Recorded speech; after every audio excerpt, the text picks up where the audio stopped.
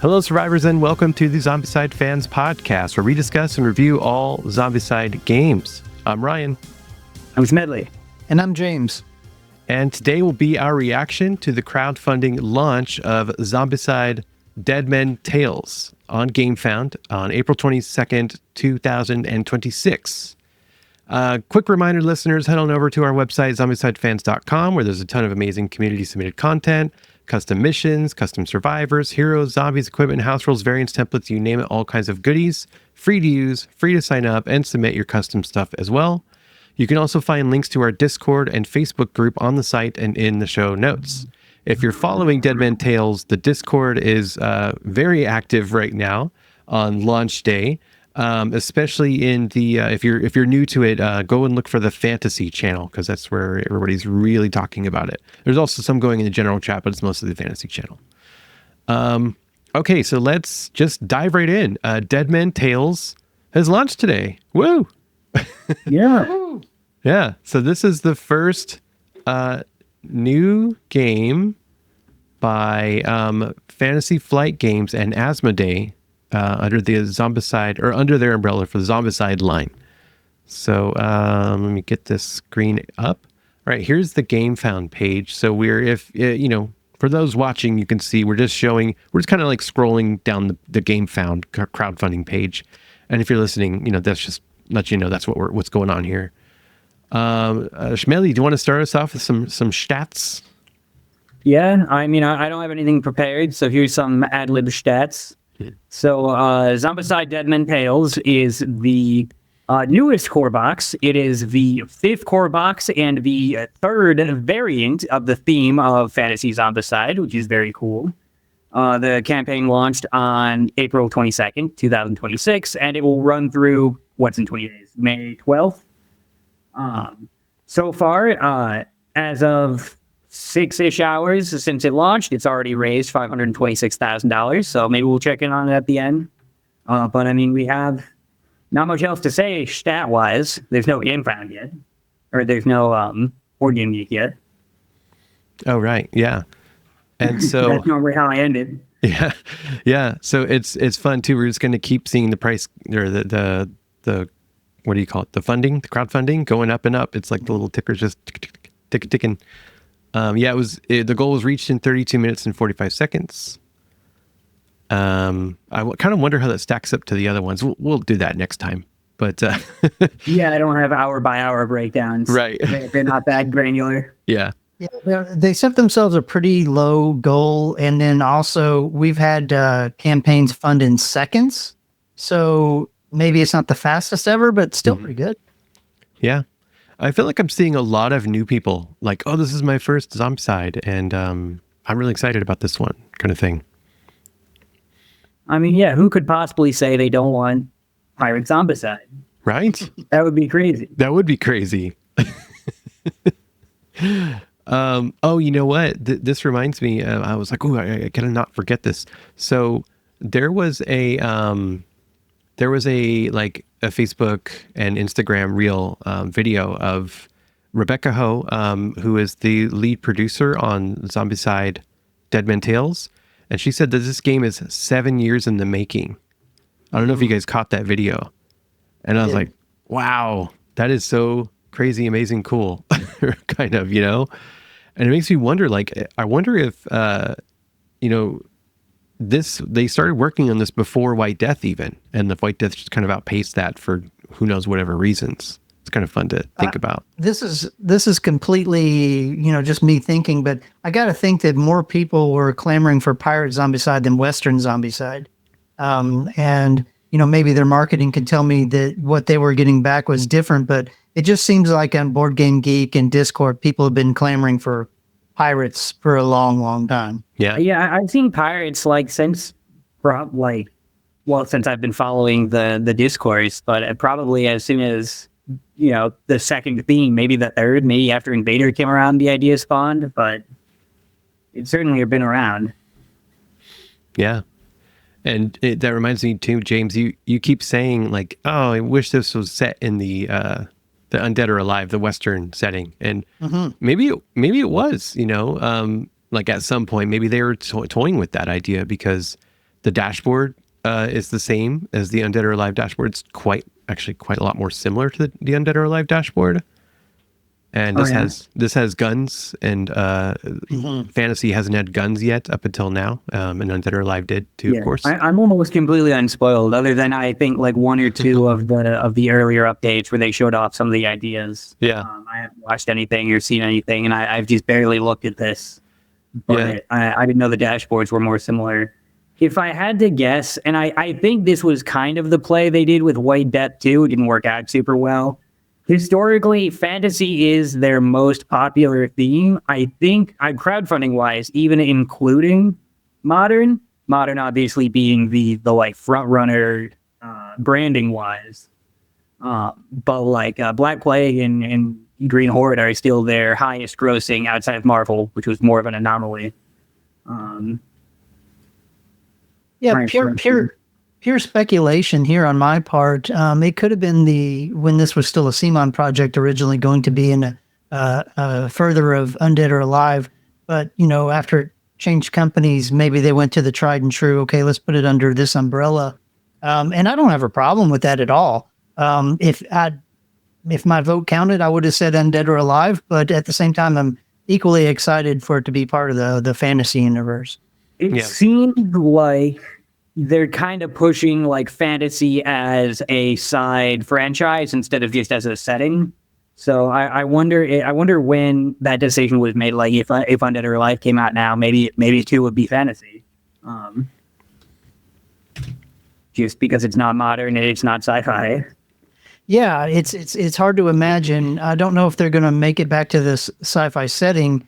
But I would imagine, obviously, we've seen Squid Games come out, but it doesn't have this like new banner under it. This one does as far as fantasy Zombicide. But you got to imagine if they were to come out with a new major box release, that they would probably try and consolidate their modern under modern or contemporary banner to try and differentiate the two game systems. I'm just going to jump around a little bit because they do have the work in progress rulebook linked from the Gamefound page. And this got me excited. I see what you're referencing. Yeah, a fantasy range. The Zombicide game series allows players to battle zombies in many settings: fantasy, modern, sci-fi, and more. So come on, Invader Season 2. They don't often refer to it as modern. Yeah. But, I think they have before, but yeah, usually it's just the default. It's just Zombicide. Also, just thinking towards the future, like what else do you do with Undead or Alive? Like, let's just pretend there's a world where there's a strict, modern banner, fantasy banner, Western banner, and sci-fi banner. What else to do with Western? It's just, there's only, I think, so many different directions you can go with Western, whereas if you put it under fantasy, anything can fall under fantasy, right? Yeah. And once you put that title on it, then the sky's the limit. I mean, yeah, I already felt like that a little bit with White Death, but especially after this, it seems like Undead or Alive just kind of was like before its time. If we're really strictly splitting them up into those three categories and more, then Western would probably be fantasy. And more. I think it is and more. I think that's why they put that. Or the point you made last time, James, is like, isn't this all fantasy? Yeah. Yeah, like I said, if I'd had a vote, I would have put it under Western because I like the system and the classes and all that kind of stuff. But what I'm seeing here, I'm really liking what they're doing towards the fantasy. Yeah, and I guess you could make Western like historic. Yeah. And since keep fantasy more on the medieval side. I don't know. Yeah. But I was just most excited that it still said sci-fi among the three that they named. I was like, yes. Holding on to hope, are you? Yeah, we gotta cope. Yeah, I know. Schmedley and I just have to cope in the corner over here. Please, like sir. Wilson Phillips, keep holding on. They'll hear us eventually, yeah. Please, give me my Invader Season 2. All right. I wanted to kind of pass along some PSAs and /FAQs unofficially for this campaign. So a lot of new people coming in, or a lot of people who aren't like real hardcore up on all the news going on here. So I've seen countless comments from people on Facebook, on Discord, in the comments of this campaign, of course, into all the updates, like, oh, screw this, like they haven't even sent me my other pledges for all my other games, my DC Superheroes United and my Deceased and my everything else, Massive Dark, all of it. Dead Keep. Yeah. Oh yeah, Dead Keep. Always forget about that one. Oh, Yeah, so it's like 99 out of 100 people are like saying that. It feels like it's, and then there's like, another 5, 10, 100, whatever people saying like, no. Like that's a different company. This is a different game now. This is a different thing now. And Yeah. well, so no, what I'm saying is like, it's a completely different thing. They're saying like, why am I like, why would I back this when they can't even give me my stuff from the last campaigns? And the answer is it's a completely different company. It's a totally independent from all of that. So that was CMON. They sold the Zombicide game rights, IP license, all of that to Asmodee and Fantasy Flight Games, who is now creating this campaign and will be fulfilling this. So you can't blame Fantasy Flight and Asmodee for what CMON hasn't done yet, because they're completely different entities. So that's the PSA for that one. And then also I saw today people complaining about so many updates because we're at update 19 now. Yeah. If you subscribe for emails, you'll have a few. Yeah. So this is just standard operating procedure. Like not all 19 of them came out today, but rapidly, especially at the first 8 were before this. So that's still 11. We've gotten 11 today. Yeah. And it's because they give you an update every time there's a new stretch goal unlocked. And you've had a few of those. Yep. I think they set the market like $50,000 at one point. So that's going to come pretty hot and heavy. Yeah. So for the people out there complaining, like, sorry, this is just the way it works. It's always going to be really weird and hot and heavy at first. So if you're new to this, it's sorry you didn't know what to expect, but and I shouldn't be saying sorry because I have nothing to do with this, but yeah, if it annoys you, you could just unsubscribe to that and then subscribe a little later as things slow down, because they absolutely will slow way down. Also, heads up. They always previously they have always for Zombicide released bigger pledges like as more stuff gets unlocked, because they'll reveal stuff besides stretch goals and daily rewards. We'll get all the expansions kind of later on. They'll reveal bigger pledges, so you don't have to pledge now if you don't want all those updates. And let me look in my crystal ball and predict the comments that are going to be coming here in the next couple of weeks. As the amounts start to slow down, so will the updates, and people will start complaining that they're upping these stretch goals for the next the amounts for the next stretch goals. Those complaints will come too. So for you guys that are complaining that they're coming too fast now, there will be people complaining that they're coming too slow later. So, and from what I understand, when they made this transition from CMON to FFG/Asmodee, they brought on the same people who are responsible, or at least some of the same people who are responsible for their campaigns. So, we can only speculate, but we can speculate that we should expect to see a lot of the same stuff. Of course, don't hold us to that. We'll check in a month and see, but or 20 days. But yeah, so that'll be interesting. And yeah, like the guys were saying, more expansions will be coming. Speculation. Usually there's a bigger pledge at near the end, like within the last few days. They'll they're going to announce whole new pledge levels, like an all-in pledge level where you save some money and you just get everything all in one bundle and it's more convenient and all that. So we actually already know. You said usually that's there, but they've already promised an all-in pledge because of the treasure hunt. So we know it will be an all-in pledge. Yeah, you're absolutely right. Yep. Yeah. I've put this out there on Discord, but if you're listening, my advice is go look at the latest Massive Darkness Gamefound campaign, the Dungeons of Shadowreach. Look how that ended as far as what you had to buy and how the pledge levels were broken out. I would suspect that it's going to look pretty similar to that, is what I would suspect.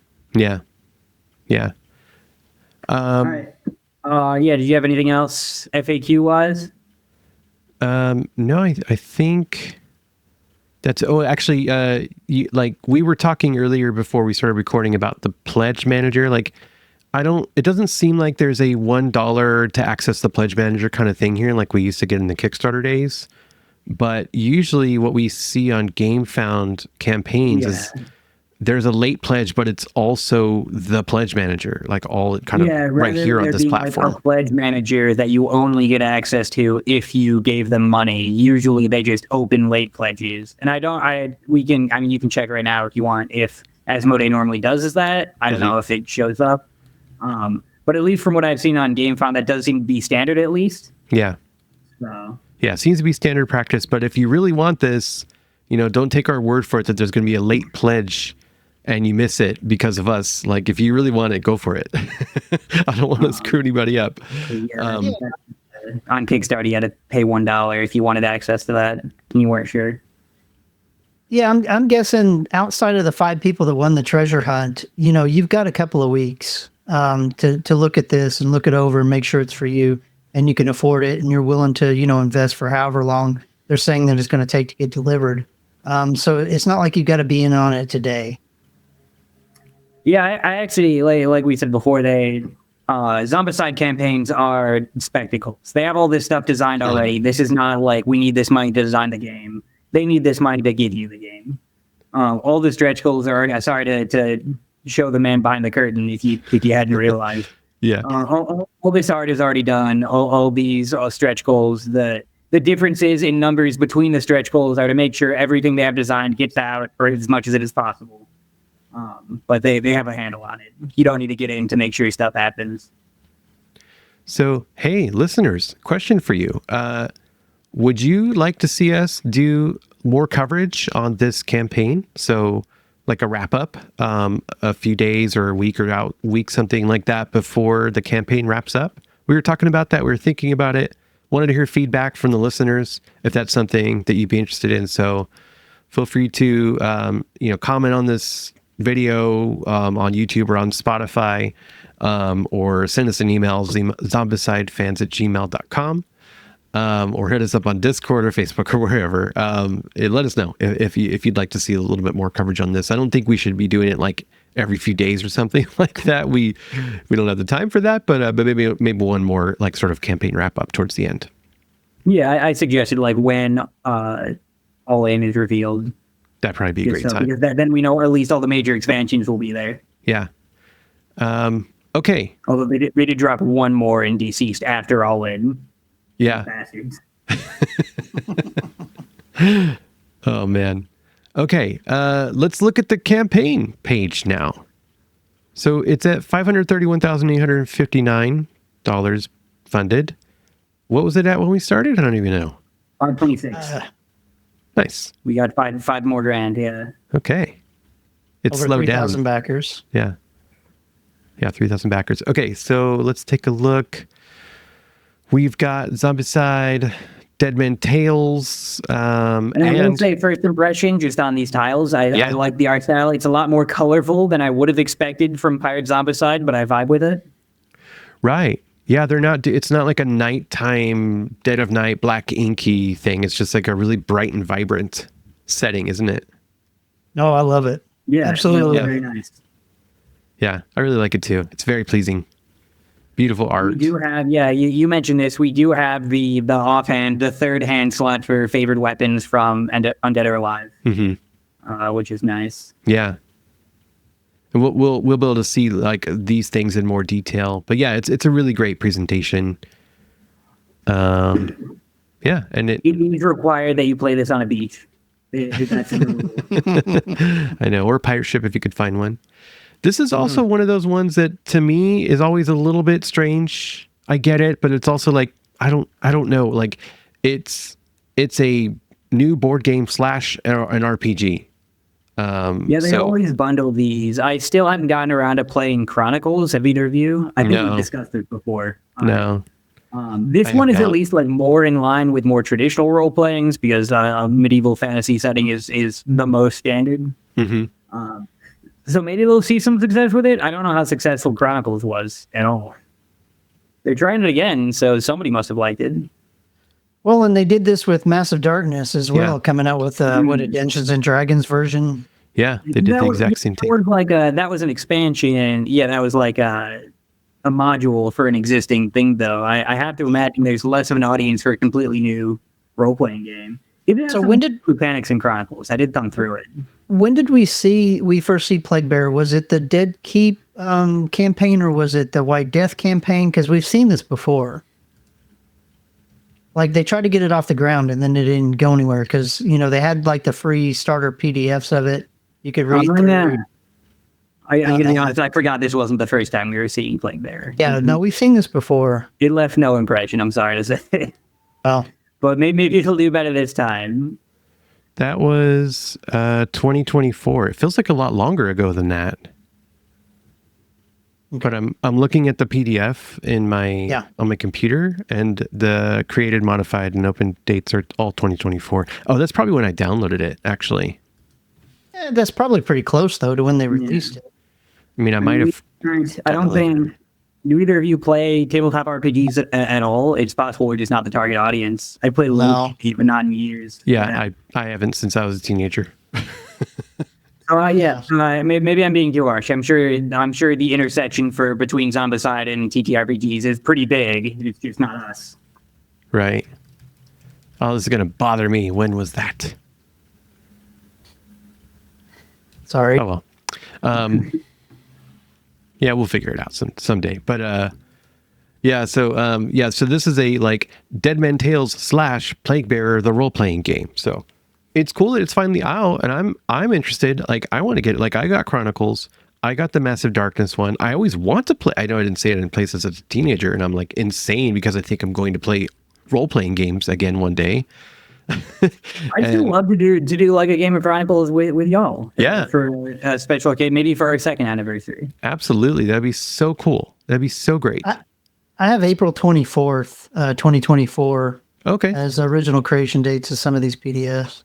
Cool, nice, well found. Yeah, so they got Plague Bearer and like the Fantasy Zombicide, Black Plague, Path of Oblivion, and a couple of other books, The Company of the Gallows. I'm super excited about this, mainly because of the volume 2 of the comic. I really liked the first comic, and the miniatures to the first comic were cool as well. I'm not trying to jump ahead, but the fact that they're offering that again in this campaign, I think, is really cool for the people that missed out on it the first time. Mm-hmm. I don't know anything about the Company of the Gallows, but I'm certainly willing to give it a try. Yeah, that's right. These are new comics. I want it, like, they're not CMON comics. They used to be called CMON comics. They're just, I guess, they're FFG comics. Yep.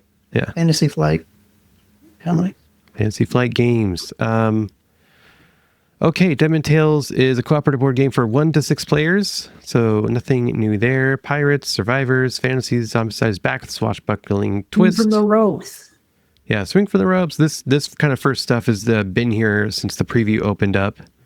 Yeah, this is the stuff I saw. It all looks very cool mechanically. I am interested in Grom. You said you thumbed through the rules, the work in progress rules PDF. Did they expand on this at all? Oh yeah, they do. Yeah, so you want me to get into it? Yeah, sure. Give us a rundown. So Grom is a resource that you can use. It's interesting. It's like, so I was like, oh, this is so interesting to talk about all this stuff, because it's kind of like a mix of ammo in Army of the Dead and the power system / hunger system in Marvel Zombies. To me, it's a little bit of a mix of those things. So Grom comes up. There's a Grom card in the equipment deck. And also, if you go to a zone that has a tavern, one of these tavern signs, and you can go and you can order a drink, when you either get the card from the equipment deck and then you discard that, you can get a Grom token, or you can go to the tavern and drink and you get a Grom token. You can a survivor can have up to 3 Grom tokens max, and then whenever you attack, you have to roll that number of tokens that you have, that many Grom dice.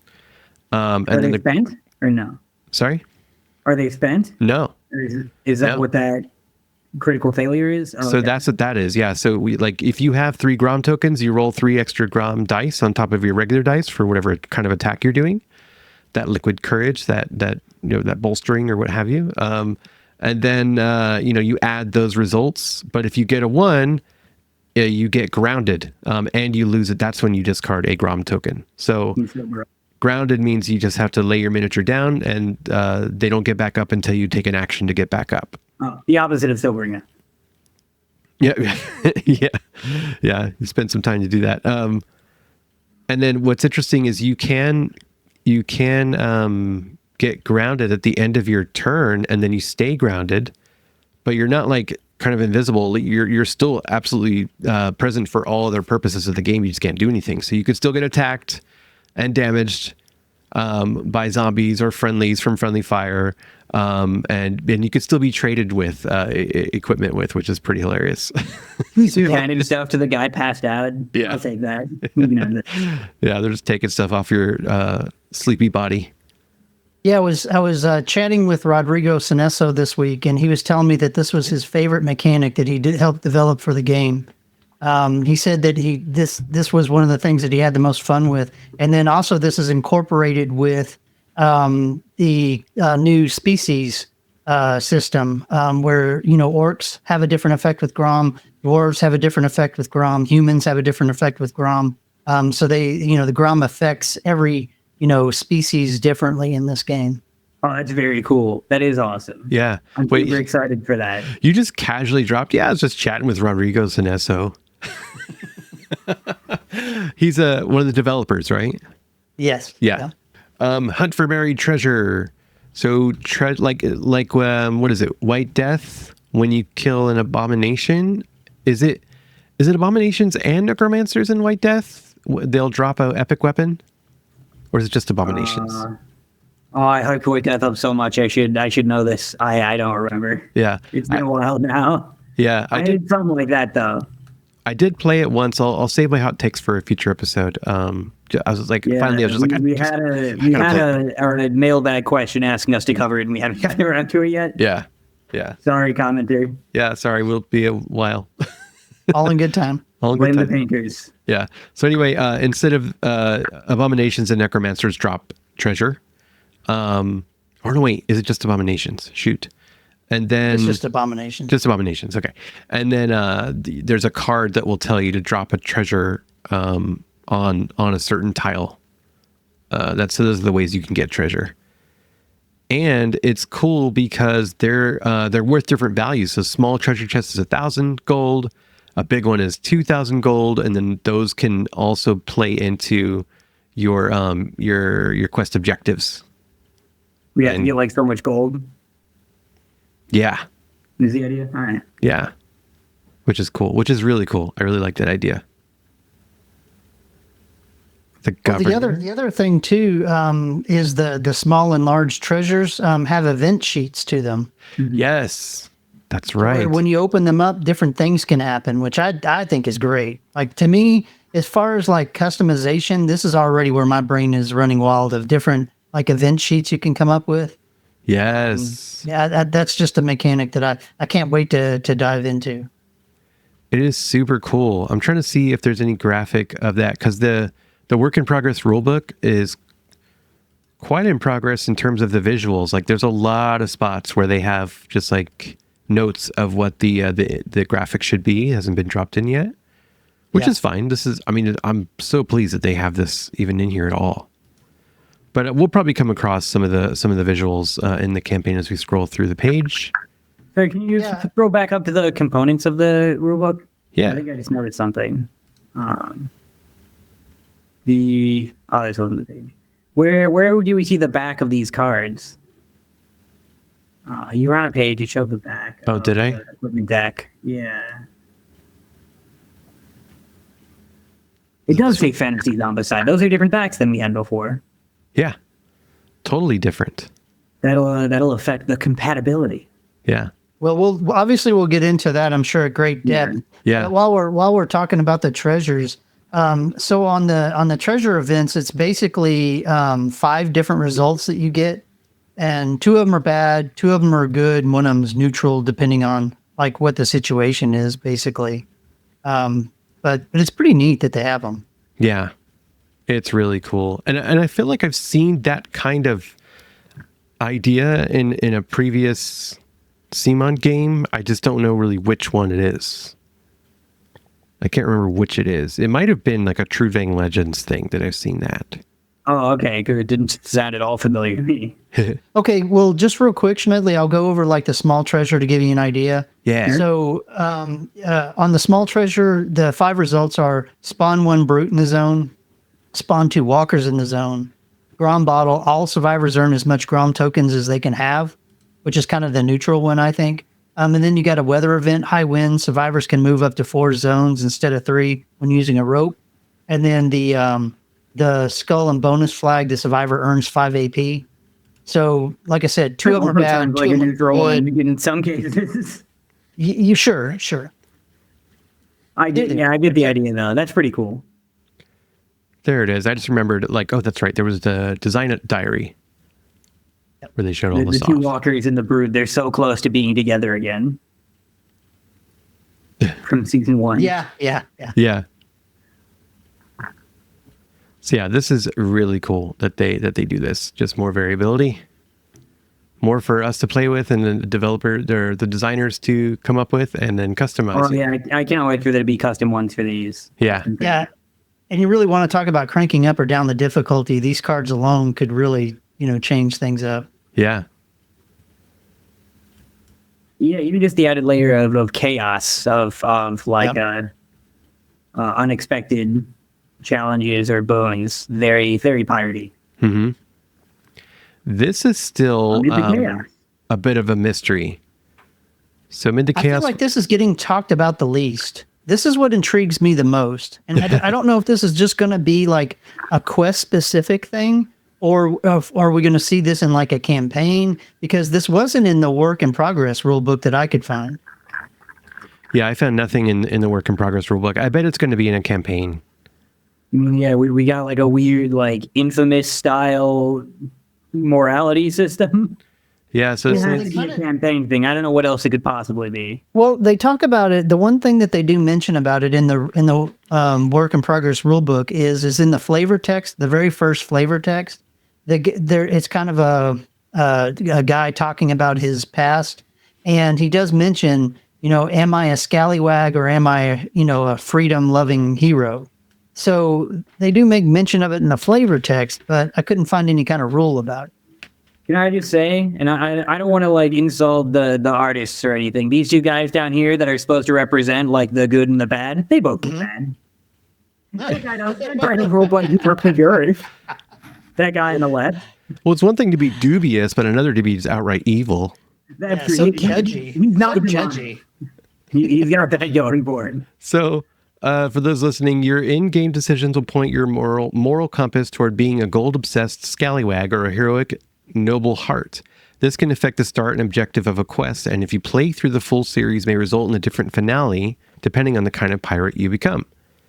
And there's like a blue series token and a red token. Be token. like a thing where it's both a campaign and a series of missions. That would be kind of cool. Yeah. Who knows? I'm super interested to see where this goes. What's in the box?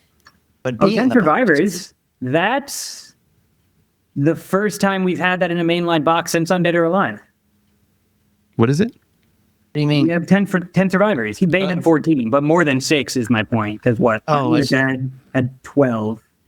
And Yeah, he so- had 8. But other than Yes. that, the only other core box in mainline. Second edition had 12. Second edition. Second edition did have 12 because of the children, yeah. And you can technically say some of the classic boxes had 12 because they had Zombivore versions of them. Children. Ugh. Icky.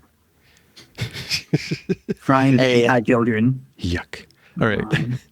Yeah, 10 survivors. The first 4 are other species other than humans. And then there's like a bunch of boring humans under them, which is kind of funny. So there's 4. There's a goblin, an orc. Are these new species or I don't. So how many new species are represented here? Is there like a miscellaneous fish person, or is there specifically an octopus race? What do you think? No, there is a half man, half animal race. But all the rest of but all the rest of them are as you see. Okay. So goblin, orc, dwarf, elf, and humans. Okay. And then I there's forgot about the fairies from White Death. I didn't even think that the octopi would count. yeah, there's a sixth species, and it's the half and half human, half some other creature, whatever you know, whether it's cat or Yeah. Oh. So I didn't catch that before. Like, do you remember what it's actually called? Is it like a halfling? it's called something weird. Starts with a K. I never heard the word before. I mean, I'm not a role playing guy, so maybe Yeah. you know D&D people would know what it is, but I didn't know what it was. I gotta just tell you right now, my favorite character is Dr. Gobtopus. He's so freaking cool. So good. Look Yeah. at him. A Wait a minute. octopus on his head. Oh, he's not an octopus guy. I didn't even realize it. He's just. Oh, he's Yeah. a goblin with an octopus for a hat. I mean, Yeah. that's so jaunty. Yeah, these guys are really we've got cool. races here then. Yeah, I like the goblin, the orc, and the dwarf, especially. The elf guy, the duke, he's okay. I like his bird. So I gotta be honest. I like my elves pretty. Like, give me a Legolas. I'm a pretty boy elf. Real human supremacy going on here. You know, 6 humans? like Massive Darkness, the story to that was kind of appalling of the human supremacy. Do you remember, James? Like the backstory to that? It's like, we must rid the world of the blight of the other species on the planet. Blah, blah, blah. Like, it's kind of gross. I just remember them being all against the darkness. I didn't read that as in like dark complected. But Well, not dark complexion, just human elitist is all hell. yeah. Anyway. Are any references standing out to you guys? I don't know if any of these are guys. I don't either. Like, I feel like I gotta go watch. I'm familiar with. I feel like I gotta go watch Pirates of the Caribbean again. I gotta watch Black one Sails. in which Pirates of the Caribbean was it that this bottom middle one reminds me of? Tiny Bart or And the second row that's off screen right now. Oh, let's see. We got Sally, Tessa, Yeah, Condole. maybe I haven't seen it. so that brings up. So Rodrigo was telling me too that was his favorite character, Tessa, and he freely admits she's overpowered. Oh yeah. Yeah. He said she's definitely overpowered. The shove skill he thinks is Oh my gosh. a very powerful skill. And Oh yeah, then she's I my agree. favorite too, because that's always my favorite shove ever since Invader. It's the best thing. no lovers for Bear out there for us old guys. Oh, Bear! I from forgot season about 3. Bear. I didn't play it enough to remember that Bear did that. I guess Yeah. he's I Rumor. still need to secure that before our season 3 episode. Yeah, If anybody's got his favorite Rumor, yeah. I really like these zombies. I love these aristocratic people in the setting. these are very cool. I'm liking the minis so far. I'm excited. So does it? What? So what's? So the design stands out to you. What else stands out to you about this? There's only 20 of them. Am I supposed to? There's say, only 20 of them. Okay, I was wondering if that. I was going to ask if that's going to. Think about that. I mean, compared to Right. what, 34, 36, 35, Yeah. 37 walkers that we've gotten in all the other boxes, Mm-hmm. there's only 20 here. That's Wow. less than the standees you get in Deceased Gotham City Outbreak or Marvel Heroes Resistance. I was going to ask that. I'm not familiar with the normal numbers. We normally have like 30-ish. Yes. Yeah. Yeah. Yeah, I think that's why they lost the game. And if you watch the Dice Tower playthrough that they did, the live playthrough they did yesterday, I think they lost, and I think it was because there were too few walkers. You know, and it was fun. It was fun watching them play. Like, there was all shenanigans. And I say, like, I think because I was kind of second screening, I was multitasking, but yeah, you know, because there are the governor brings up coffins. Or there are coffins, and when the governor's out, walkers spawn at those coffins. So it makes the 20 walkers, I'm glad you pointed that out, James, even more deadly and exciting. And I was excited again by these zombies because I've wanted to make like a Ren Fair in like the modern setting, like a Ren Fair custom mission one day. It's like, great, more zombies for my Ren Fair setting. I always thought it'd be fit in. yeah. I like the I because it's not super. I guess you'd say realistic. That's never the concern. But it feels very pillagey that like all the zombies and NPCs that aren't just like fallen pirates appear to be noblemen of some kind or upper class people. Oh, right. We're only stealing from the rich here. Yeah. We don't do any of that other pirate stuff. Oh, why steal from the poor? The rich get more. Runners and Only 10? brutes. Only 10. 10 and 10 instead of like 14 or 15, right? Yeah. Yeah. Think about that is deceased Gotham City outbreak numbers. Yeah. And think about when those games you play, how many times you run out of those miniatures. Yeah, especially those runners. Yeah. Like I was saying with Deceased Gotham City Outbreak, when I was getting all existential about it, I was like, it's more about playing the white space of what isn't like available from your zombie pool than it is dealing with the zombies themselves that are on the board. But it makes the whole thing more succinct, which is, I think, a good thing. Game overall. theory analysis on we need to find the Nash equilibrium of the. So I got positives and negatives here. The positives, I think for the non-painters, it's great that they're making these out of the different colored plastic from the walkers like they have been doing. Oh, I love these that. are darker gray plastic from the walkers. It's less important. We're not quite at the Marvel Zombies and DCs where all three Horde zombies are a different color. They made the brutes like browner, but that's less important than the walkers and the runners. But I do wish that they would put the runners back on one foot. I mean, these guys are fairly dynamic, but they remind me a lot of the Undead or Alive runners, and to where they're not quite as runnery as we've seen in some of the previous Zombicide. I'm with you there. Like, I'm missing the pegs because, like you said before, that peg is a really great dead ringer for like, runner, right? You need that signal because my freaking outbreak book club missions, I hadn't gotten out first edition in a while, and that it was helpful. Yeah. Let's see. We got one necromancer named the Governor, and one abomination with a monkey on top. I think that counts as two. It's great. Yeah. I mean, that's one of the best looking necromancers I've ever seen. I mean, the detail in him, I kind of like his design. Yeah, It's very. It's like clashing in an interesting way. Like his staff doesn't match him at all. Right. It's very. What would you call it? Like a tribal, whereas he's very he has aristocratic. like a voodoo staff, but he's like a Victorian nobleman. Mm-hmm. Right. Yeah. And that totally goes with the pirate theme. Like, who knows where he picked that thing up, right? Right. It's traveling, sailing the seas and corrupting him. And I think, James, you were starting to say something about the base on him. Oh yeah, the kind of scenic base that he has, kind of lifts him up amongst everything else. It's very dynamic. I'm sure it's going to be fun to paint. I'm sure a lot of people out there are going to do a really good job. I can't wait to see what people do with this, especially the people that are really good at like the light effects. Mm-hmm. I think there's going to be some really cool stuff done. I'm not brave enough to do the lighting effects myself. I think I tried it once. It was garbage. Never again.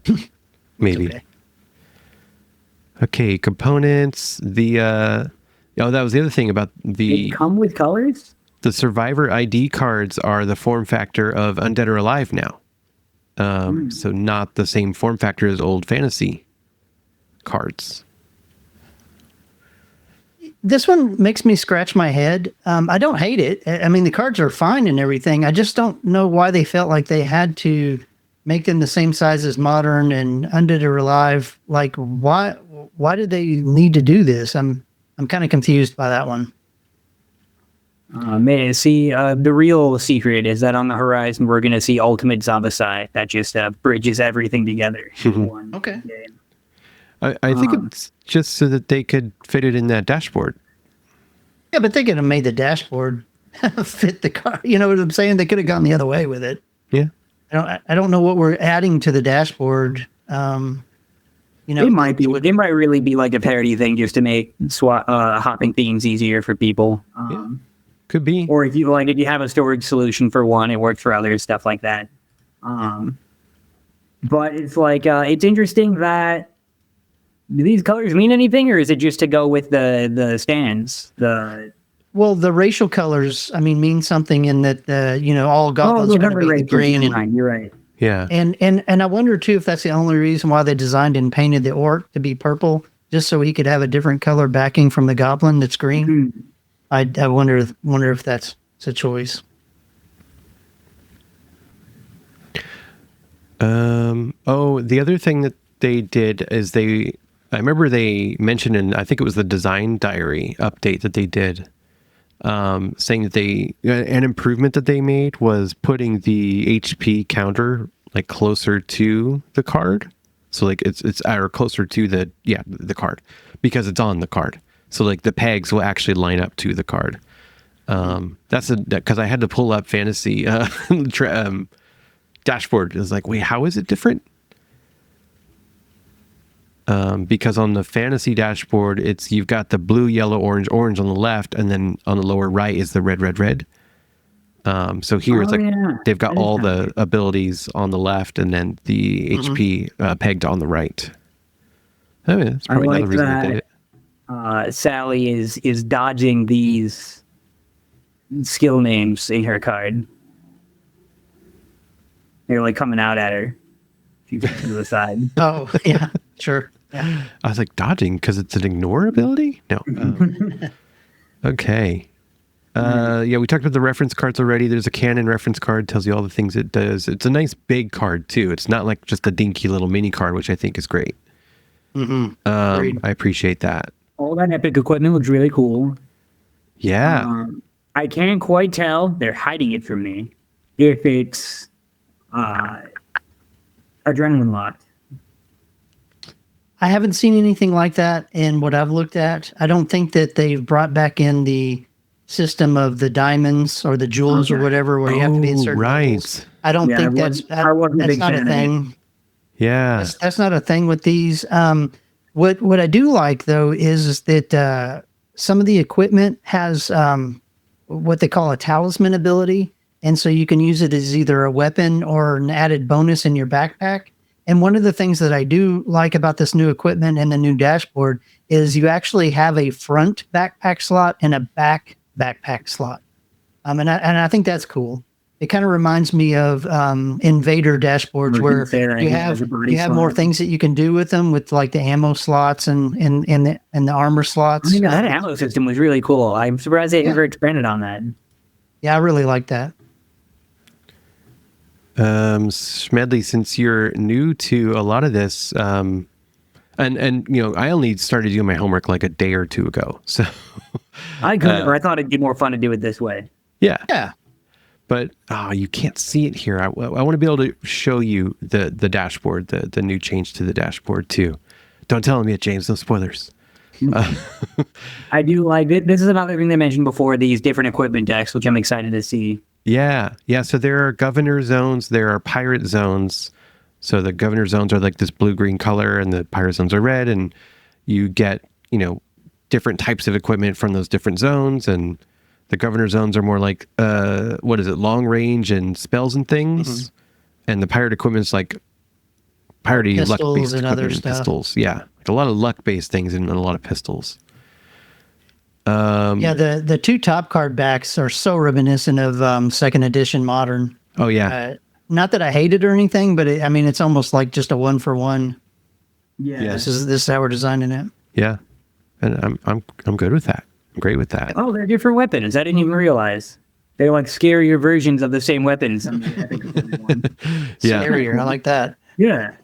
Yeah, I think this is a major upgrade to the card designs and quality and just modernized and all of that. I think it's great.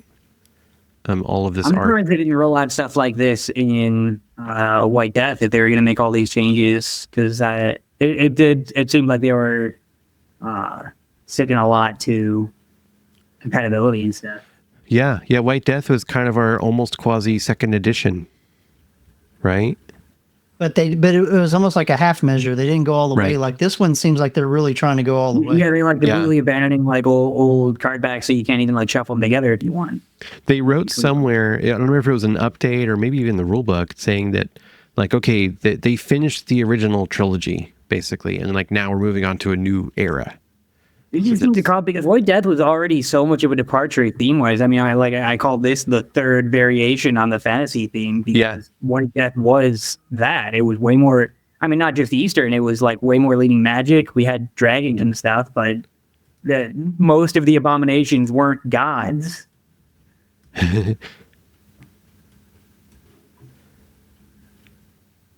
Okay, spawn cards, new spawn card backs with the hand bursting out of the ground. And then spawn cards themselves on the faces are still using the old format of having, 4 different lines indicating what kind of, actually, we're looking at not a good example because it happens to all be walkers, but I've seen some that are different. So like every line could be different, like 4 runners or 3 brutes or 2 walkers, etc. Fascinating return to form, because that's one of my favorite things about first edition is the fine-tuned control where you can make like walkers show up way more early game and brutes start to show up mid-game. Mm-hmm. Yeah, I thought that was in my opinion, it was a step backwards. But I don't know what made them want to go that route. Yeah. I think it was just for clarity on the card, so you can just have like the runner card and just have different numbers. No, I'm all for that. I'm all for the one species type per card. Oh yeah, I like it this way. I think it gives you a lot more control over it. Yeah. I like it. I like it just like the one type per card, but that's me as like a customs designer, like couch custom designer guy. Just like it's easier for me. I think design, like visual design wise, it's cleaner to do it that way. But game design, I think it's really cool, and like from a narrative standpoint, to have like all the walkers, which are the lowest level guys. Mm-hmm. And then like halfway through the game, these much harder to deal with or these faster guys start showing up. Yeah. Yeah. Because like almost all the abomination cards were like 1 at each level or 0 at blue and 1 at the rest. But now it can be like it's only an abomination if you're orange or higher. And other than that, it's 3 brutes. Yeah. That's assuming that they do that. About this abomination card too, because I don't think the generic abomination in the game is going to be called the scum abomination. I think that's a different one. I also saw that. It does say it includes 1 abomination card though, so that must be it. Well, this is crazy. Yeah, this is a little teaser, isn't it? Like it says, spawns on the scum abomination maelstrom. Yeah, the hell is that? A different abomination. I don't think this is the generic one you're getting with the game. Definitely not. Is that? I can't tell. No, that doesn't look like the same model. Yeah. It does say because the components in the core box, right? And it says 1 abomination card. Yeah. Maybe this was a clue that you were supposed to get with the treasure hunt. I don't know. Maybe. Yeah. 53 tokens. We got coffin markers, a number 1 marker for the coffins. We have numbers for the other spawn zones. Yeah, all the numbers for the spawn zones, exit, captain's token. Captain's token. This is a very small detail, but interesting. So it said explicitly in the rules that the captain's token, which is the first player token, goes to a survivor, not a player. And then has to go clockwise from there. Huge thing, in my opinion. This is one of the bigger core mechanic rules they're changing with this game, is that whether you're playing with 6 or 5 other people or you're playing solo, survivors now go in order. Not for me. Not players going. I've been playing it that way for a decade. Well, that's a house rule.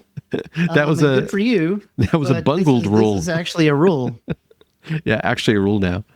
They inherited my bungled rule. Are there differences between these taverns, or are they all the same and they just had fun with it? It seems like they're all the same, but they had fun with it. But I imagine that in the objectives, because there is a face down side of it. So I'd imagine the objectives would be like, find the sprinting turtle at some point. There's nothing special about these standard dice, which means we're going to be getting a dice add-on. They don't have a zombie as the one. Oh, right. Those will be sold separately. I like that they're black with red pips. That's nice looking. I do like the color scheme. Yeah. And it's hard to read. Oh, shit. Sorry. You can't tell what a zombie head means. My you gosh. can't tell how many pips are there. I never said I had good eyesight. Can't please this guy with dice. My goodness. Grom. I like the Grom dice. I like the little blood drops. or water drops or ground that's drops or whatever you want to call There's them. only one special symbol, so I like the Grom. The Grom dice are cool. Yeah. Yeah, they are. They're really nice. Cool. Yeah. But I got to complain about those two. Uh-oh. There's a skill, and the Goblin's ability is you can have 4 Grom tokens. So only 3 dice. You know, 4. Oh, geez. But I'm sure we'll get an add-on. I'm sure we'll get some special Grom dice. So No, I'm sure. I want to know also what have you never had to roll more than 6 dice in Zombicide before? It's not a rare occurrence. no, I feel your pain. I am 100% on board with this. I'm like, no, you can't. Man. yes, I'm a broken record. Well, no, it's like Marvel Zombies. You know, You it's ever had like full auto? this character can roll 7 dice every round because of their, their setup, and the game only comes with 6 dice. So yeah, that makes me crazy too, especially because these are special dice. Yeah. Yeah. Dashboards, bases. Look at these trackers. Look at them. Look at Oh, that them. is really cool. That's really rad. That's Yep, like one of love the best things. And the dashboard is textured. 6 backpack slots? Is that how many we had before? 1, 6, 2. 7, 8. That might be 9. Is that 9? So I count the back slots 1, 2, 3, 4, 5, and then the front looks like it's 1, 2, 3, 4. I thought those little bumps were like to hold the place, like that's where the cards went. But maybe they're the separators. The bumps are for tokens. Yeah, all right. Yeah, they've done this in other dashboards in other games. I don't remember which ones exactly off the top. And then- Looking like an interesting take on Zombicide. I like when they get experimental with it. Yeah. And then keep in mind you can have 5 things in your Baldric, so Yeah. the amount of cards you can have. I don't think. Do you know about the Baldric yet, Schmedley? I have no idea. That's a Okay. guy in. We'll get. I know. Fantasy. I know. So it's like Baldric. What? And yeah, Right? Why is he back? we'll get Yeah. to it. We'll get to it. Okay, Plague. Do you mind going back up for just yeah. a second, if you don't mind? Sure. So I really like I said, I was saying before, the front and the back. I like that they're actually incorporating the rules for that. And the other thing I do like about this design over the old fantasy dashboards is that you can splay out your cards where you can see them as opposed to having them all stacked in a row. Yeah. I like the the way that they've done that. That is Yeah. cool. Yeah. Definitely. There's Okay. one other thing we could bring up, Ryan, about the dashboards. You got to look really close and zoom in really close to see Okay. a major Okay. difference. That's the big thing. It's the big. I can't really zoom. You want to wait? Do you want to wait till we get a bigger picture? Yeah, we'll wait till we get to another picture of that. Okay. Oh, sure. That's a tease. That's a tease. Another I'm tease. teased. Plague.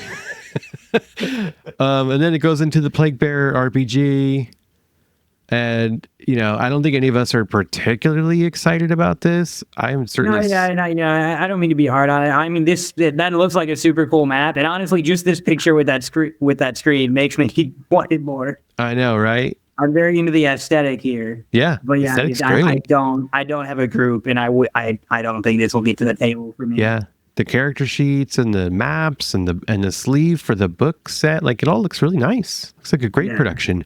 We, the three of us, just aren't really the demographic for it. We're not. However, I do want to say a couple of positive things about it. One is I do like the fact that they are offering the consumer a way to buy it physically and a cheaper way to buy it digitally. Yeah, If you don't want all the cool physical components, it's nice that they're offering a digital only download. And I hate to say this second thing because it's probably going to end up costing me more money if Asmodee is listening to this. But the only way I would buy that is if it was the only way you could get another box of Survivors. Otherwise, there's no freaking way I'm buying that. I don't know. I do have Chronicles, and I keep telling myself eventually I'll play it. I might end up getting this. Just for I've got the Survivors for Chronicles, but I don't got the rulebook for Chronicles. Oh, you don't? No. yeah. It says Plague Bearer uses the I might be picking this revised. up on the off chance that at some point I want to play. I do really like the simplicity of Chronicles. I think it's very well suited to like a one shot, which is why I think it'd be good to do Mm-hmm. for a special event. So this is the same way. It could be cool. Yeah. Yeah. I've done I've watched some video overviews or listened to some podcasts or both on Chronicles, and it seems really cool. And it says that the Plague Bearer uses the revised and improved Chronicle system. Combat's been made faster and deadlier. The rules allow for great flexibility, in-depth characterization, synergy. So there's archetype-based game.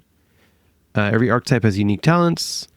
Use fervor to unlock special talents to unique to your archetype. Fast and Furious combat rules. I wonder how many others.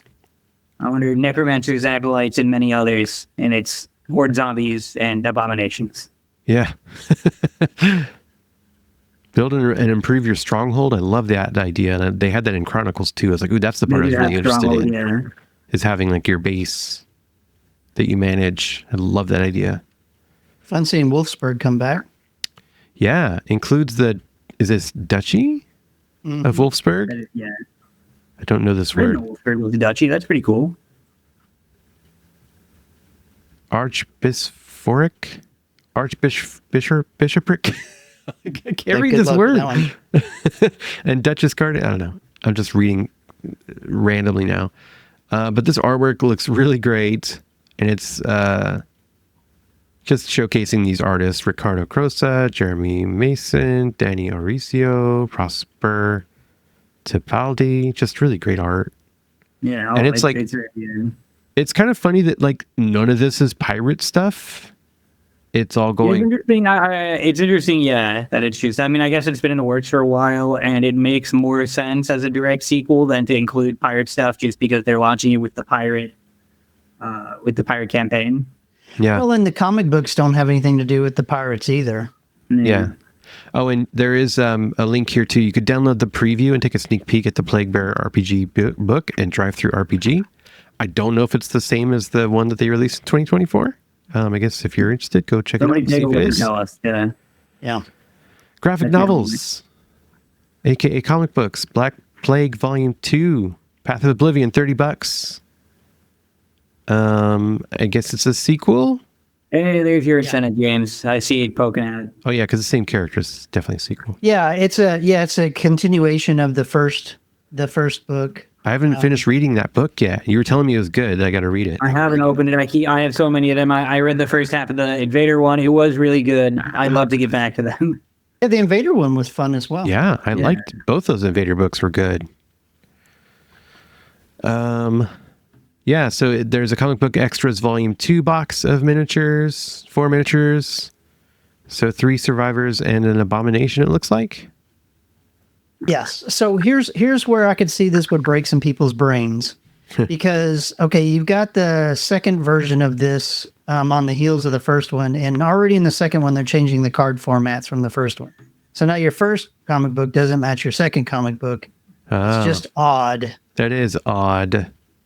Yeah, because right below that, it's cool that you can get the volume 1 graphic novel. I love it. I love that they're offering that. Because it was only available in one of those short-term pre-order things, right? Yeah. Part of that huge one that had like 7 or 9 different games of comics. It was part of that. That's right. Yeah. And it's cool that that was a CMON comic and everything, and they could still bring it over to FFG and Asmodee.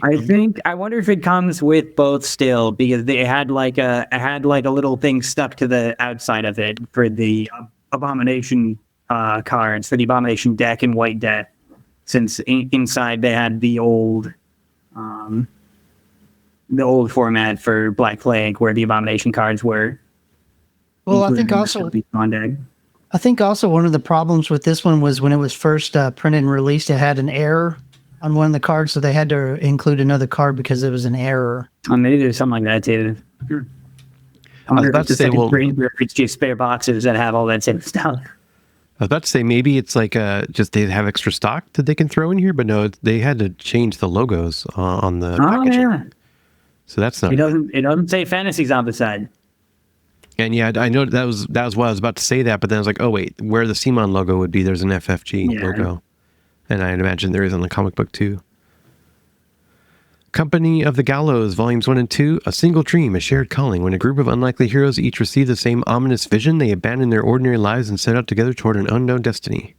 Sounds like a great start to a role-playing game.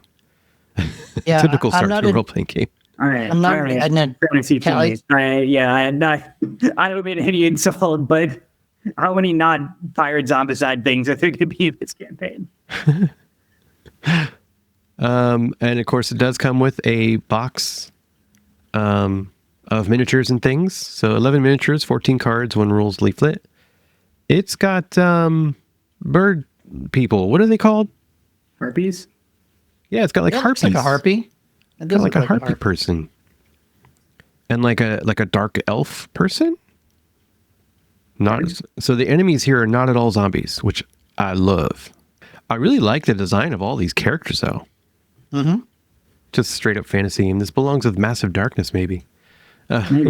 Speaking of which, okay, can we like maybe I should edit in like a violin playing because we're not gonna Massive Darkness crossovers are over. Yeah, Yeah, this would be a perfect time for the one that just ended. We can't. They're different companies. Yeah. You know, you're not going to put Batman in an Avengers movie. You can't do that. It's against the rules. So, Well, that's a bad example because we do have Batman and Marvel Zombies. all right. On to the actual rewards, aka the pledges, aka what can you get? So Davy Jones' Plunder for $110. You get a treasure trove of exclusive stretch goals waiting to be unlocked and added to your pledge for free on top of your Dead Men Tales core box. And this goes to what Schmedley was saying earlier. It's like this thing's already baked and ready to go before because they've got a big old Already got the whole silhouette, yeah. silhouette of all the things. And, you know, that always does kind of make me feel a little funny. It's like, oh, this is all decided already. Like, just gonna trickle it out. Something to be said about like because they're using crowdfunding, but they're not like a small company that needs the funding. This is a marketing thing. It is a marketing thing, but you know what? Yeah. I'm having fun. Yeah, it's fun to roll it out slowly like this. Yeah. Castaway rewards. Every other day will set sail for Castaway Legends, each one teased by a message in a bottle the day before, then revealed and added to your pledge for free. So they're doing like an every other daily unlock on top of or in addition to the stretch goals, which is fun. And they've got this treasure map, which is like part of the treasure hunt, I guess. And it's like we're supposed to guess what the hell this location is. Make me crazy. You could get the Plague Bearer RPG exclusive edition, the printed stuff for $60, or the digital version for $25. And then there's the add-ons.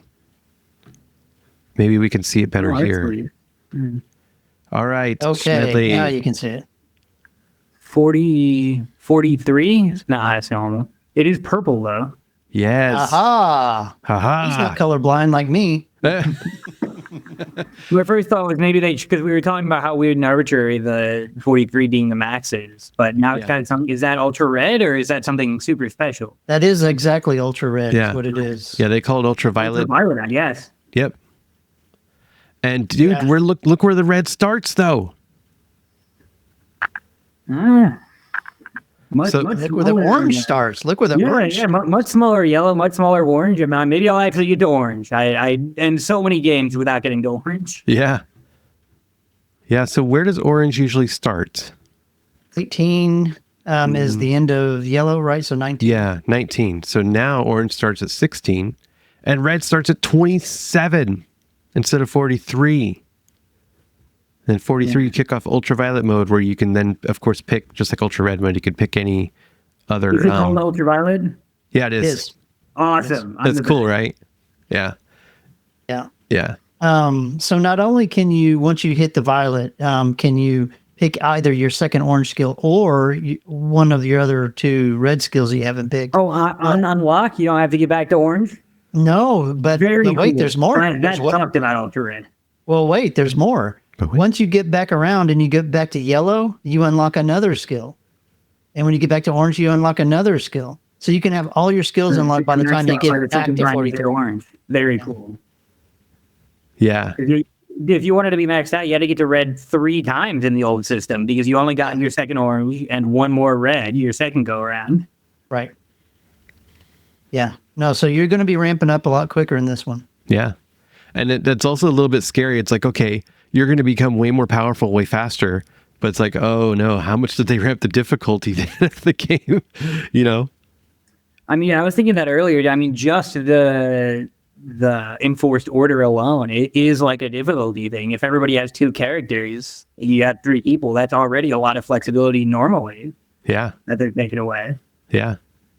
Now this, what we're actually looking at is the fantasy compatibility pack, but rest assured that the actual Dead Men Tales that was kind of a little too small to see earlier, clearly for Schmedley to react to, is, oh my God, I'm sorry. Please avert your eyes as I scroll like the madman. So yeah, this is... Got motion sickness. I know.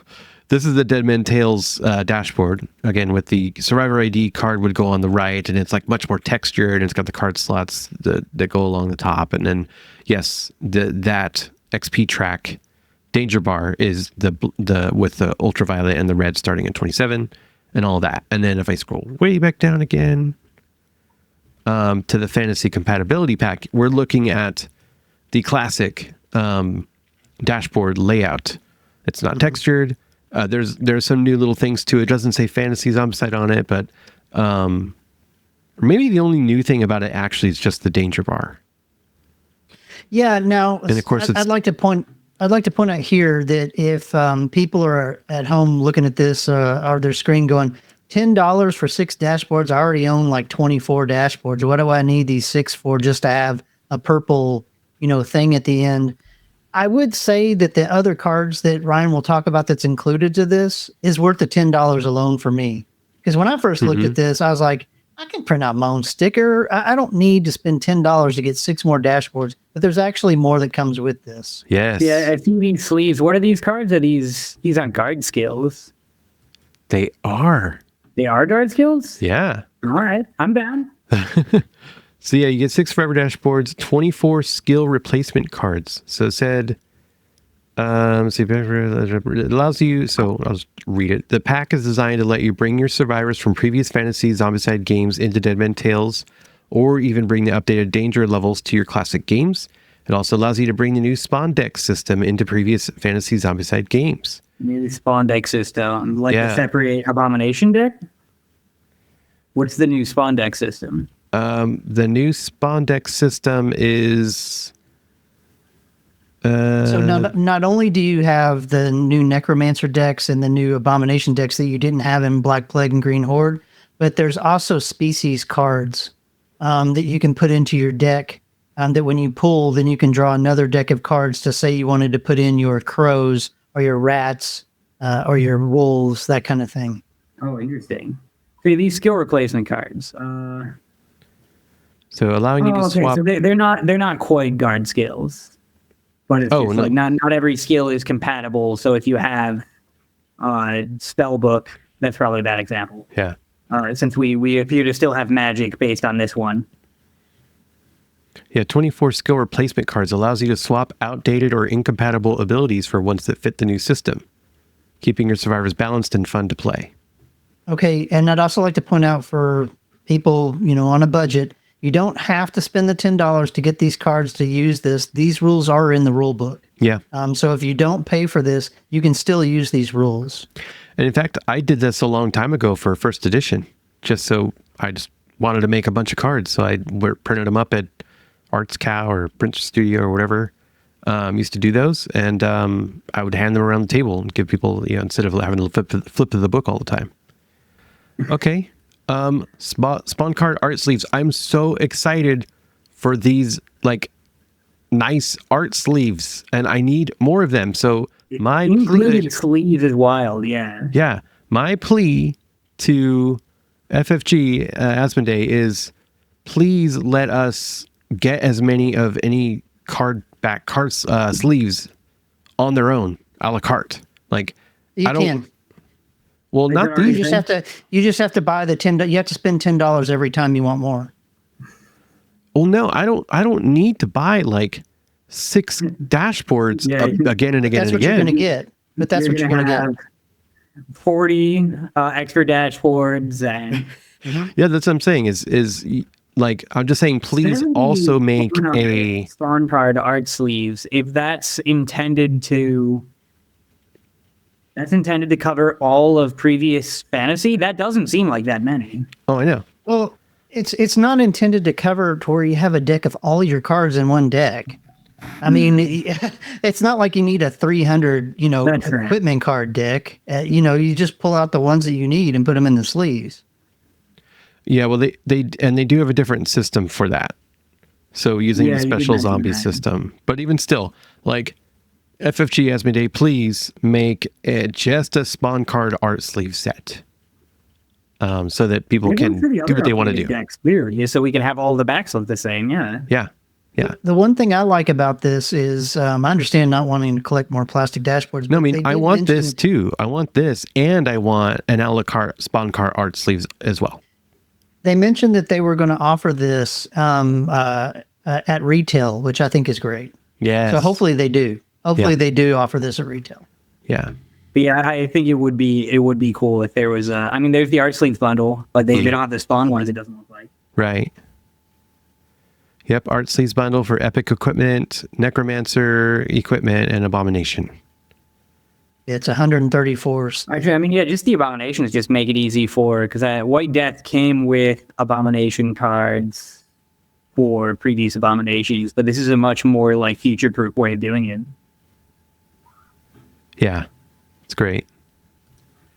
Great stuff. Add-ons, comics, and then stretch goals. Oh, right there. Yeah, I was looking at it earlier. Maybe I didn't scroll that far enough. So this one I think is really important. This is a big one that came out with pretty quickly. Classic special zombie cards. 16 special zombie cards. So- Yeah, so I see you got the Spectrals. I still haven't played a game with Spectrals. I keep meaning to shuffle them. Oh, nice. Yeah. Spectrals, Deadeyes, Rats. I mean, immediately it's like, yes, those are so perfect for this setting, right? Green Horde, Orc Brutes, Orc Runners, Orc Walkers, Horde Box, Brute Bursters, Friends and Foes. You got your Tainted Walkers, Wolfsburg with the Wolves, No Risk for the Wicked, Spectrals and Rats, Murder of Crows, Deadly Walkers, NPC 1 and 2. No release the Horde. We're getting rid of the Horde mechanic of Green Horde. I guess. Yes and no. So in the rule book, it tells you that you should pick a core box to play from, and you should pick those rules and then mix in what you want. So if you want to play with your Horde rules, then you're playing Green Horde. Fleet the red cards, yeah. All right. Berserker Walkers from Eternal Empire, the Warden Brood, Climbers and Terracotta Walkers, Crossfire Pack, or the Deadbolt Walkers from the Crossfire Pack. I mean, like all the variety just added right away. It's such a great move that you can throw into this game. So what are special zombies? Special zombies are an optional way to expand your games by mixing in new enemy types from across the Zombicide fantasy range. Each special zombie comes with its own unique rules, abilities, and threats depending on its type. Some move faster, some hit harder. Okay, this is basic stuff. I want to get to the good stuff. Yeah, here it is. How does it work? Yeah, so in Deadman Tales, a new deck called the Special Zombies deck has been created to streamline the game. Each card in this deck depicts a specific special zombie and shows you how many of it to spawn when its card is drawn. So drawing this card from the spawn deck means you draw a card from the Special Zombies deck. So yeah, you shuffle one special zombie card into the Special Zombie deck to add them to your games. So that's kind of the funny part, right? So you put one single special zombie card into the Special Zombie deck, which then you go to that Special Zombie deck and you get one of those like umpteen million different variety of zombies you have from your old games. So Nice. a little sad it's only one card. The rare treat.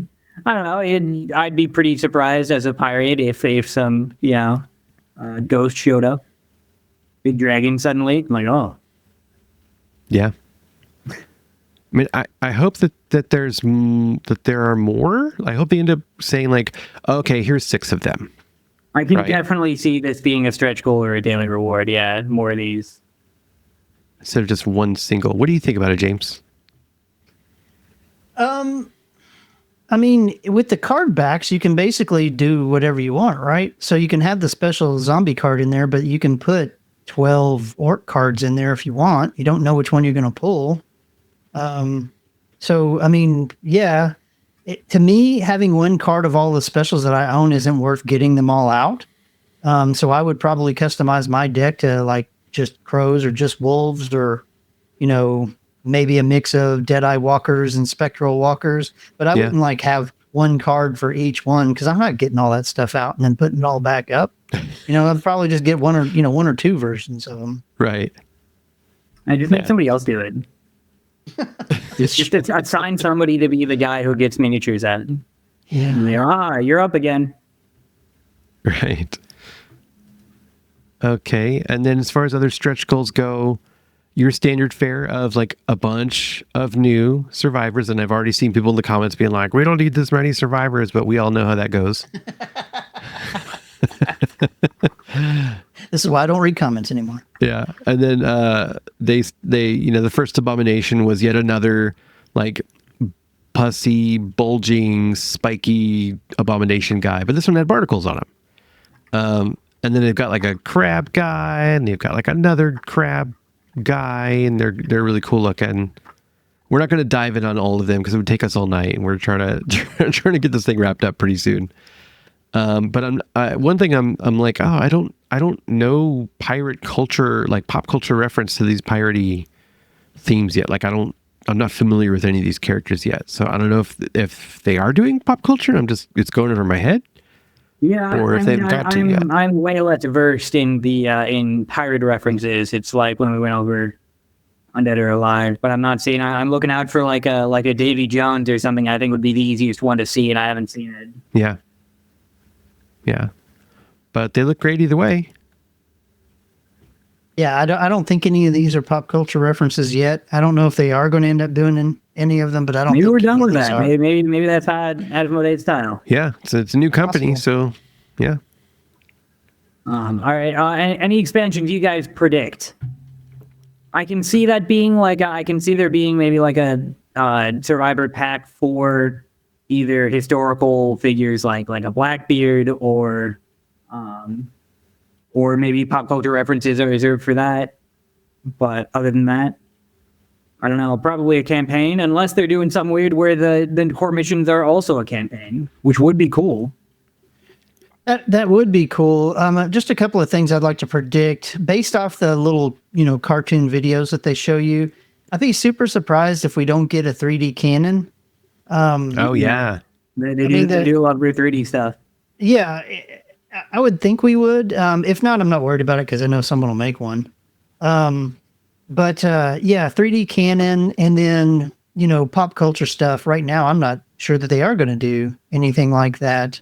But as far as like enemy types, I'd love to see something shark related, something shark themed. I know that they're already kind of doing a Kraken for Massive Darkness, but it would be cool to see some kind of Kraken. It doesn't necessarily have to be a bigature, but it'd be neat to see a Kraken involved. But so far, that's what I'd like to see or predict. As far as zombie types, I'm gonna guess we might get like a Pistolier expansion to kind of reuse the soldier zombie mechanic we had in Fort Hendricks. Yeah, if they don't come out with cards for them or a more defined way to spawn them, the daily zombies can go away as far as I'm concerned. You don't like just as unique models to paint? I figured you'd be all over that. Yeah, no, I don't need more to paint.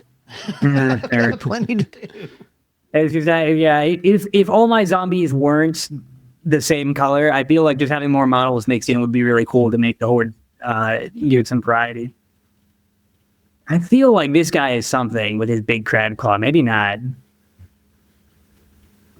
It's really cool looking. Of course, the painted photos look amazing. Yeah. But of course, what are your guys' overall thoughts? Do you predict you'll go all in from what you've seen so far? Obviously, it depends a lot on the expansions.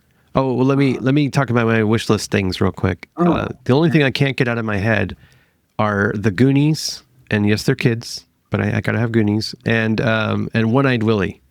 Like, that's all I want. Well, that's not all I want, but like other cool things to see would be like if they're gonna do pop culture stuff, like Peter Pan and Hook related things. I saw somebody on Facebook earlier said Captain Crunch or I'm going to leave or something. That's very funny. If they go the pop culture route, yeah, I mean, I'm sure we'll see Pirates of the Caribbean. Maybe we'll see like a One Piece or something. Yeah. Oh yeah, One Piece. Yeah. I'm guessing there's a lot from Black Sails they could draw from. That was a fairly popular TV show. I mean, heck, this guy we're looking at might be from that. I don't even know. Yeah. Yeah, I have no idea. Yeah. Oh, we didn't talk about Baldric slot. Okay. Oh yeah. So the Baldric slot where the body slot normally was is the Baldric slot now. You could store only for the wizard. Yeah, you could store up to 5 Baldric weapons. So weapons that match the same name and say Baldric keyword on it, and fire all 5 of those at once. Why is it bad? What is a Baldric besides that wizard? Oh, sorry. Yeah, a Baldric, I didn't know either. Is like the strap across your body that can hold stuff. You're firing it from there. You're like, hold on, let me angle my coat. Yeah. Yeah, you're just pulling them right off your chest and going pop, pop, pop, pop, pop. Up to 5 of them. Hey, all right, that's pretty cool. So what that brings our predicted inventory size to 16? Yeah. Well, I did see in the rulebook it said up to 12. Okay. All right, so maybe we missed out on the backpack then. Maybe. Yeah, maybe. It looked like it had that many slots, but yeah, yeah.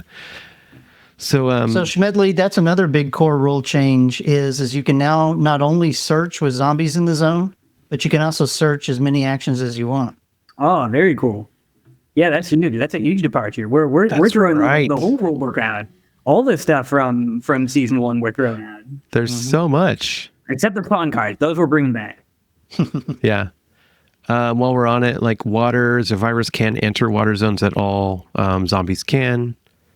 You can rope over water up to 3 zones. Amphibious zombies. That's my another prediction for a zombie type. What is it? Amphibious zombies. Oh, yeah. Yeah, we got to get those. I guess they can already swim. Oh, and there's no noise. They finally abolished noise. Yep. No doors, no noise. Nuked from orbit. Gone. No noise at all. Celebrate. I thought Schmedley would celebrate more with me, but okay, fine. I didn't use it anyway. That's true. You're like, I don't know the rules. I know where the zombies are heading. I can figure it out. Yeah.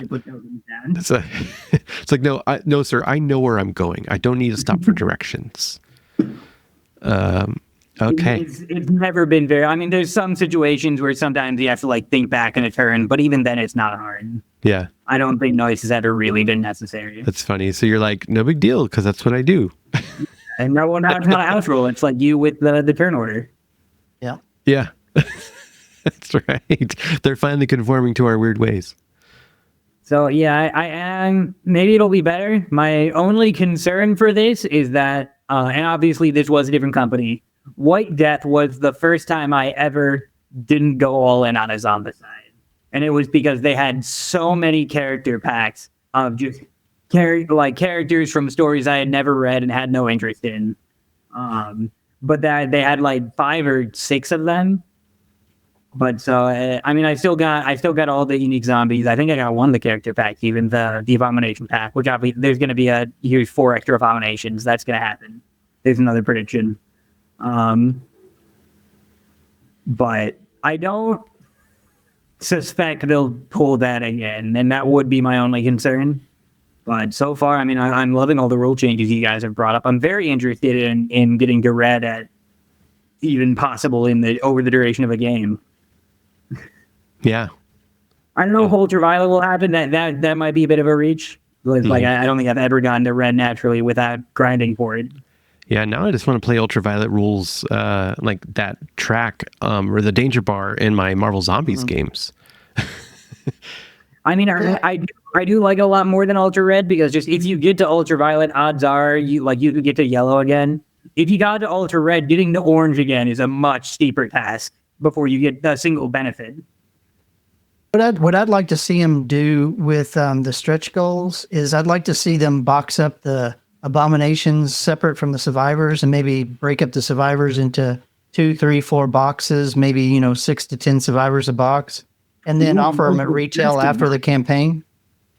So then that way, people, can maybe afford to get them later as opposed to always having to worry about buying, one huge box on the secondary market. I would like to see that. That's interesting. I don't see it. Was that a prediction or a wish list? No, it's just something I'd like to see him do. Okay. I mean, if we're just asking Asmodee to do something different from what Simon did, that's what I would. It is certainly interesting. I think they liked the spectacle, or at least Simon did, the spectacle of the Kickstarter box, because then like one of the stretch goals was always the art for it and stuff like that. Mm-hmm. Yeah, I'm planning to back all in, all the things. Relatively right now, yeah. I mean, obviously, like if they really inflate the price to the point that everything I want costs less than the all-in, then I won't, which is what happened with White Death. Yeah, but that's the only time that's ever happened. So I have full faith at the moment.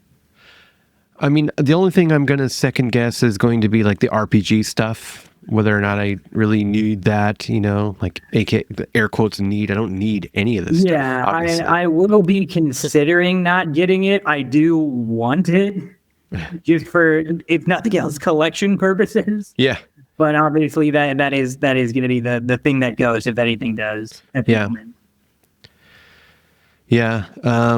But yeah, certainly like anything that's, crowdfunding exclusive, if anybody's thinking about it and they're like not sure, I've seen countless people regret not getting it because if you have the cash, you can always get it. And then if you decide you don't want this stuff, you can resell it and maybe even make some money back because these things hold their value well because of the exclusivity. So, that's a consideration too. However, you do pay the cost of it taking up room in your place and having like, I have boxes and boxes and boxes and boxes of games that I backed and regret because I don't play them. The Zombicide games are not among those. I do play those a lot. Yeah. I mean, I have a whole dedicated Zombicide shelf. I'd sit in front of it. Right. Normally. Yeah. And yeah, I mean, that's right next to my game table. It earned its place. Yep. But for me, I just was really surprised on the Undead or Alive campaign. I didn't realize how much of that was Kickstarter exclusive until we did our podcast. And, we were talking to other people that didn't do the Kickstarter, how the Abomination packs and some of the other stuff, there was only 3 things you could buy in retail off of that whole Kickstarter, which to me just seemed really crazy. So I would like to see Asmodee, move towards trying to keep something going longer than just, this initial. I think so. As far as Simon was concerned, and they obviously they have a different strategy, but we can only speculate on the past. So for Simon, I think they just kind of learned their lesson because back in, I don't know when you first got into the Kickstarters and stuff. In the first edition, season 1, they had all the survivor packs, and this was before everything was focused on abominations. But they just never sold. They had 10, 15 packs of survivors available retail, and I'm sure they lost money on it because they never did that again. But unless it was a brand deal, then they do survivor packs for Supernatural. Right. But yeah, I mean, it would be cool. They still get away with the extra. They always have the mandatory 4 extra abominations and stuff like that. And as far as survivors go in this one, because there's the different species, aka classes. Yeah, and we're fully codifying them as that rather than just being character flavor. I'm going, bring it on, right? Because as we experience with Undead or Alive, it's like the pool seems to shrink quite a lot when you have when they're split up in those different classes. Yep. It is very interesting. Actually, can we scroll through the stretch goal characters so far? Because it's very interesting that we got so many humans and so few of the other ones. I do want to see what the breakdown is post stretch goal. That's true. Okay. 1, 2, so 3. Human, 6, human. 7, all human. They're all humans. That's crazy. They got to step it up. That's human supremacy. Yeah, we got a real human thing going on here. Got a real human thing going on here. So So, Ryan, I mean, the word maybe word that'll be an expansion. Yeah. the word I couldn't think of was KHANRA. Conra?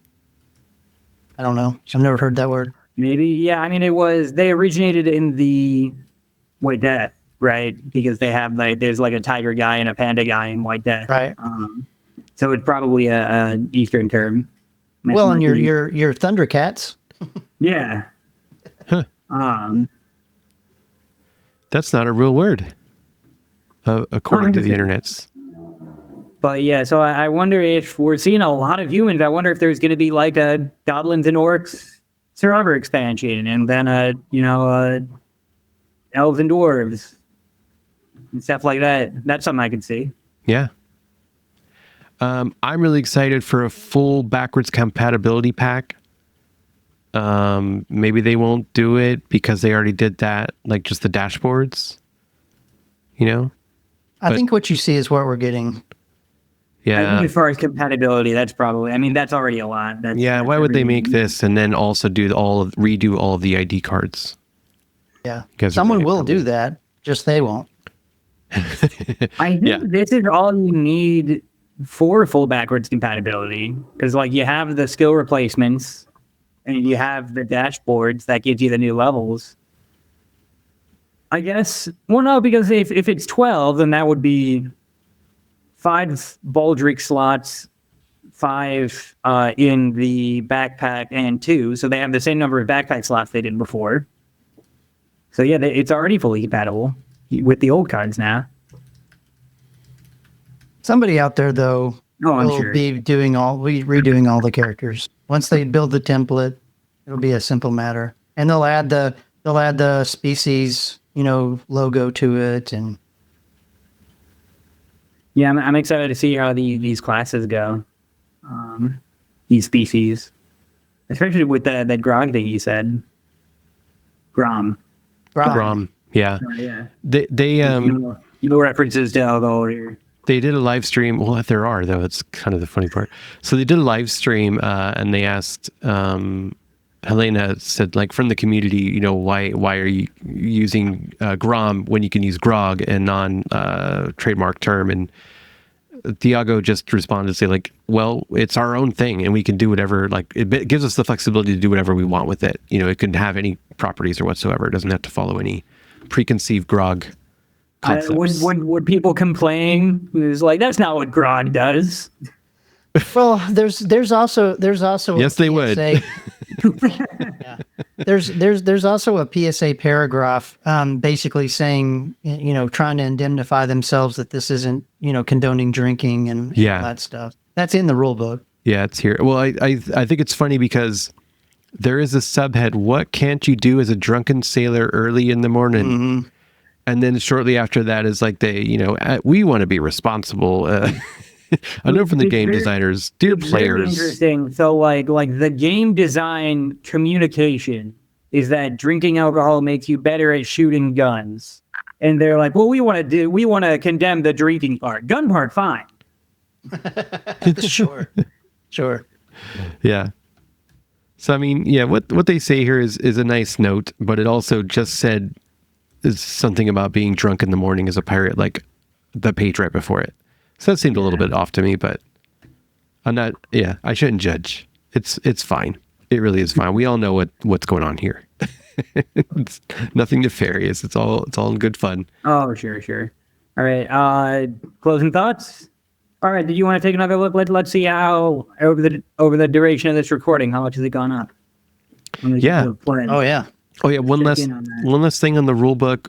If nothing else, go to the back of the rule book, the work in progress rule book, and it's got a big old 2-pager changes from previous editions. Oh, I love it. Yes. Second edition did that. It was the best part of that rule book. It's so good and it's so thorough. There's so much here.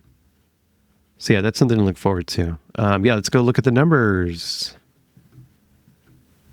All right, so ending our Fantasy Zombicide Deadman Tales Gamefound launch reaction at $545,475 funded. what did I say? It was 526, so we've gone up about 20K. All right. So I got one last question to ask you guys. And be honest, do you guys think that you're going to get Deceased or Massive Darkness Dungeons of Shadow Reach before you get this game? Yes. Both? To both? I think I'm going to get Deceased first. I'm much less, because that one came after, and I know Cthulhu Death May Die, which you didn't ask about because you didn't support. But that's another one I have on the way. Okay. And you'll think you'll get that before this one? I don't think, because that one they were talking about how many like molds they had to remake in the thing, and I know that's not a fast process. So I think because of the complications on that, we'll possibly see this one first.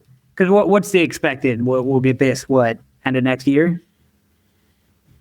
I would imagine they're looking at 12 months, but I don't know that for a fact. Okay.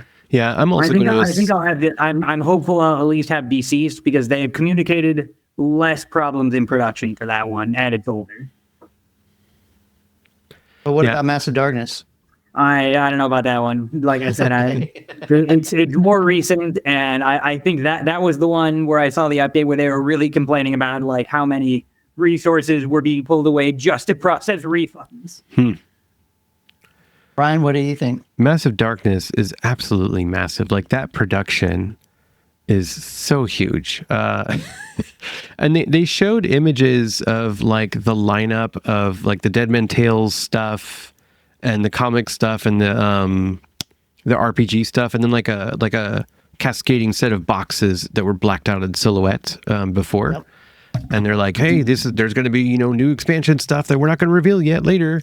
And I'm wondering if like that's it. Like it's going to be kind of a smaller set. And I'd imagine like it would have to be in FFG/Asmondee's best interest to,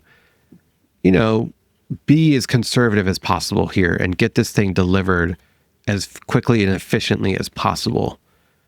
They've and this game is 7 years in the works, and maybe that's totally standard for Zombicide games. Maybe it's even sooner than Zombicide games usually take to develop. We don't know that, but I'd imagine they're going to be conservative and they're going to get this sucker out as very efficiently. So I'm assuming we'll get this before we'll get any of the other CMON stuff. Want to if they just want to do they have to do some PR recovery. We already talked about the comments already talking about it. Yeah.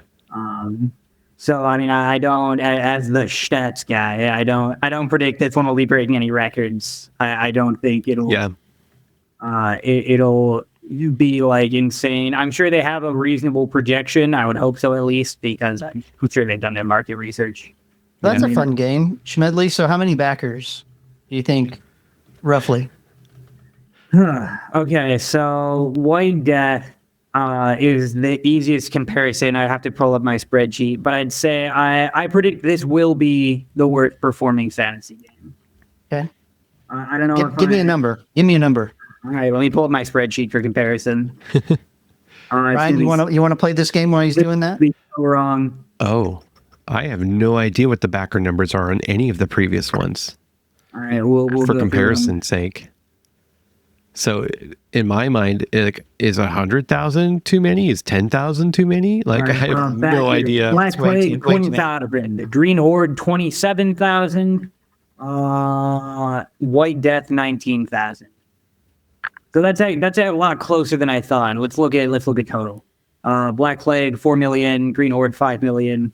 White Death, 3.8 million. Well, yeah, now you're talking money. I was just talking backers.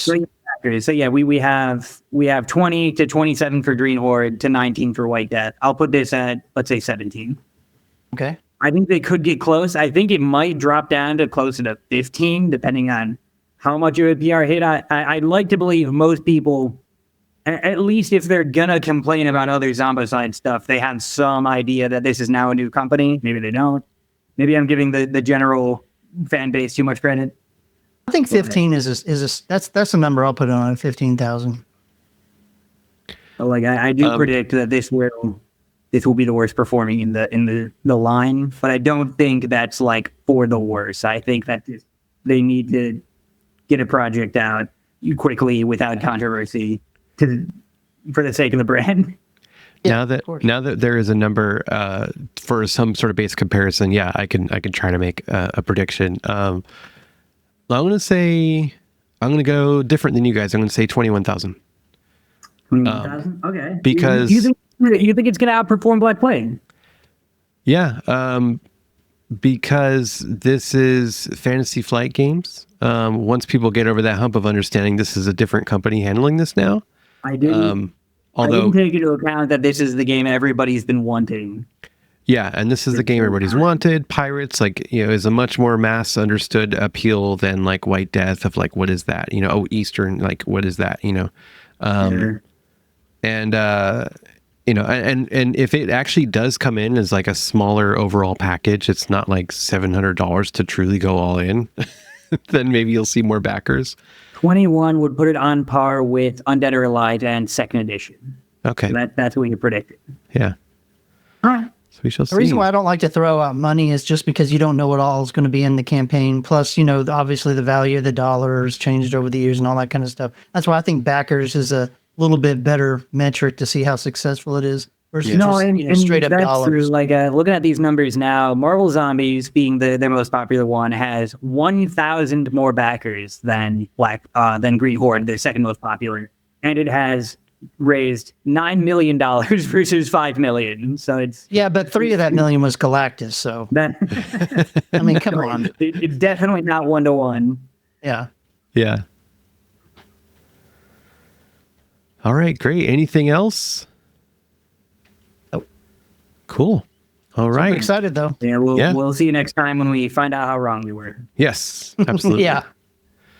Okay, that rolls a 1 on the Grom die, which renders us grounded. So we'll see you next time when we manage to get back up. Good night, everybody. Say nights out there. Happy gaming. Thanks again for listening to the Zombicide Fans podcast. Zombicide Fans is an unofficial podcast that's not affiliated with or endorsed by Asmodee, Fantasy Flight Games, Simon, or Guillotine Games. Thank you from your hosts, Ryan Messick, Schmedley Mayers, and James Fisher, and thanks to our sponsor, BoardGameGoodies.shop, where listeners can save 10% with coupon code PODCAST. You can check out the show on all major podcast listening platforms and on YouTube. You can reach us at zombicidefans@gmail.com.